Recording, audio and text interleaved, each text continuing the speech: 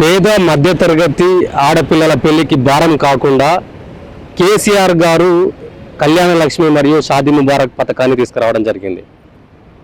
So ఈ పథకం ద్వారా ఏ ఆడబిడ్డకైతే పెళ్ళి అవుతుందో ఆ ఆడబిడ్డ పెళ్లికి ఒక మేనమామలాగా 1,16,000 రూపాయలు కట్నం లాగా ఇవ్వడం జరిగింది.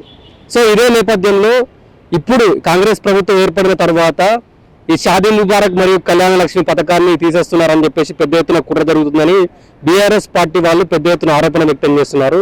ఈ నేపథ్యంలో మనతో మాట్లాడడానికి బీఆర్ఎస్ పార్టీ మహిళా నాయకురాలు తాండ్ర మేఘన గారు ఉన్నారు. అక్క ఏం చెప్తారు షాదీ ముబారక్ కళ్యాణ లక్ష్మి పథకానికి సంబంధించిన విషయంలో? ఇప్పుడు దాంట్లో ఏ తప్పు లేదు. ఇప్పుడు పేదింటి పెళ్లికి అది ఏదో ఉన్న కోటీశ్వరులు కోసం కాదు, పేదింటి పిల్లలకు అది కూడా 10,000 5,000 కాదు, 1,16,000 అంటే అది ఒక పేదవాడి పెళ్లిలా. అంటే అది చెప్తున్న స్థాయిని మించి ఒక ధైర్యం, ఒక గుండె ధైర్యం. అరే నేను అప్పు చేసినా కానీ నేను కట్టగలుగుతా, నాకు వస్తాయి అన్న ఒక ధైర్యం.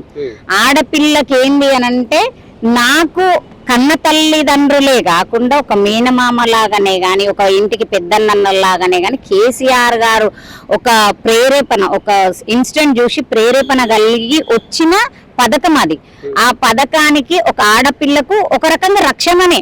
అంటే పెళ్లి తల్లిదండ్రుల మీద ఆధారపడి కాకుండా, అంటే వాళ్ళే అప్పులు చేయాలి వాళ్ళే అది అని కాకుండా, కొంచెం ఈ కళ్యాణ లక్ష్మి షాదీ ముబారక్ అనేది ఒక ఆడపిల్ల ధైర్యాన్ని పెంచుతుంది. ఆహా నేను ఏ కష్టం చెయ్యకున్నా నాకు గవర్నమెంట్ నుండి ఒక పథకం, ఆ పథకం ద్వారా 1,16,000 నేను పెళ్లిలో నా ఓన్ పైసలు అన్న ఒక చిన్న ధైర్యం, ఒక సెల్ఫ్ కాన్ఫిడెన్స్ అయితే ఒక ఆడపిల్లకు ఉంటుంది.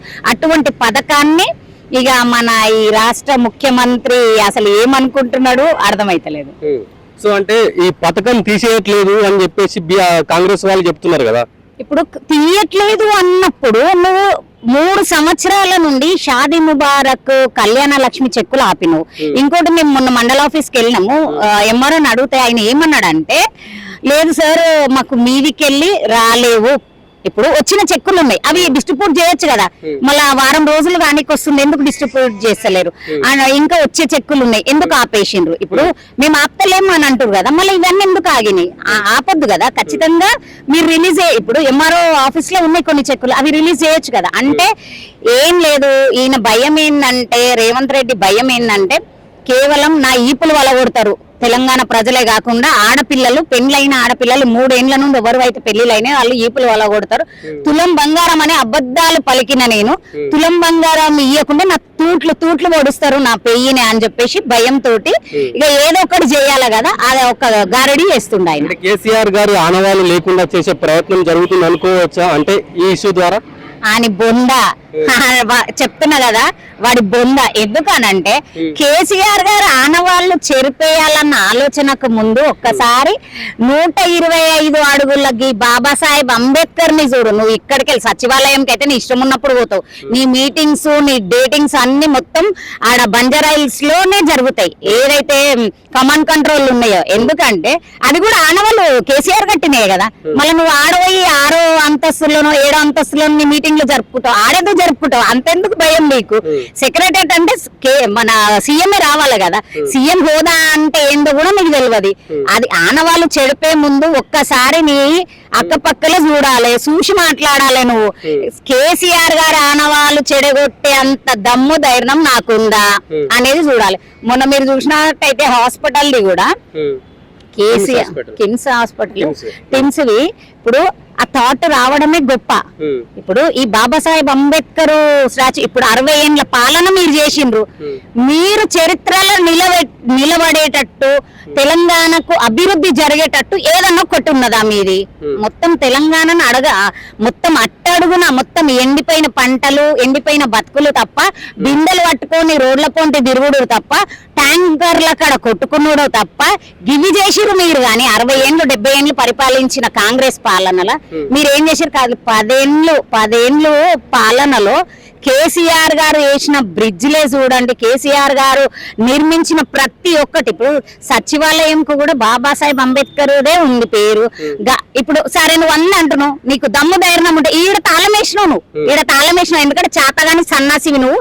బాబాసాహెబ్ అంబేద్కర్ కు ఒక పూలదండ కూడా వేయని శాత గాని సన్నాసివి నువ్వు ఇక్కడ తాళం వేసినావు అంటే తాళాలు ఇరగొట్టడం మాకు శాత కాదనుకుంటున్నావు. తాళాలు ఖచ్చితంగా ఇరగొడతాము.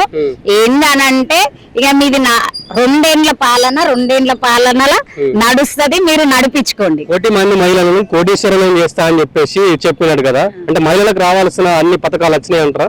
6 గ్యారంటీలు 420 హామీలు తప్ప ఈయన చేసింది ఏం లేదు, మాట ఇచ్చాడు తప్ప ఏం లేదు. ఏంటంటే ఒకటి నినాదం ఎత్తుకుంటాడు, ఫస్ట్ రాగానే సంతకం. మెయిన్ ఒక సంతకం మీద ఫైల్ పెట్టిండు, రాగానే నేను రైతులకు ఇది చేస్తా, ఆడవాళ్ళకి ఇది చేస్తా, అది అని సంతకాలు పెట్టిండు. పాపం సెక్రటరీలు అందరు ఆఫీసర్లు బేలాడుతారంట. ఈయన సీఎం గా ప్రమాణ స్వీకారం చేయంగానే ఫైళ్లు మాయమైనాయి అంట, ఇప్పటికీ దొరుకుతలే. అవి ఎక్కడ దొరుకుతలేవు, ఏ షెదలు పట్టినాయా, ఎక్కడ షెదలు పట్టిన కాడ అంటే ఎత్తుకపోయినారా, మాయమైనాయా, ఆ జిరాక్స్ తీసుకుందామంటే కూడా దొరుకుతలేవు. అంటే ఈయన మాటలు ఎట్లా అంటే కేవలము పదవి వచ్చినాక ఒకటే ముచ్చట, ఫస్ట్ అప్పులు అన్నాడు, సరవ కుప్పలు అన్నాడు, కడుతున్నాను అన్నాడు. కేసీఆర్ గారు అప్పు చేసిండు బరాబర్, అప్పు చేసి ఏం చేసిండు, అభివృద్ధి చూపించాడు తెలంగాణ రాష్ట్రానికి. మళ్ళీ నువ్వెన్ని కోట్ల అప్పులు చేసినావు, నువ్వు ఎన్ని లక్షల కోట్ల అప్పులు చేసినావు, అప్పులు చేసి నువ్వు చేసిన అభివృద్ధి ఏంది అంటే నువ్వు చేసిన అభివృద్ధి నీ అన్నకు తిరుపతి రెడ్డికి FTL లో ఒక ఇల్లు ఉన్నా గానీ గులగొట్టనియలేవు, అదొకటి.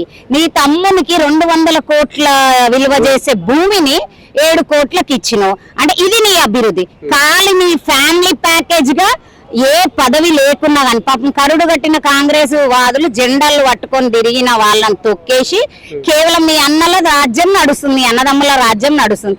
కేవలం నువ్వు నీ అన్నదమ్ములకు ఒక అధికారం ఇవ్వాలి, తెలంగాణను దోసుకోవాలి, ఏడబడితే ఆడ తెలంగాణ భూములని ఆక్రమించుకోవాలని భూదండ చేయనికి వచ్చిన బ్రోకర్ నా కొడుకువి. గవే పనులు చేస్తున్నావు కానీ ఇంకా నువ్వు ఏం చేస్తలేవు, ఏ హామీలు ఇయ్యలేవు. ఇంకోటి ఒక్క చిన్న మొన్న ఏదో పెద్ద నా ఎంటిక కూడా పీకలేరు, నా ఎంటిక కూడా పీక.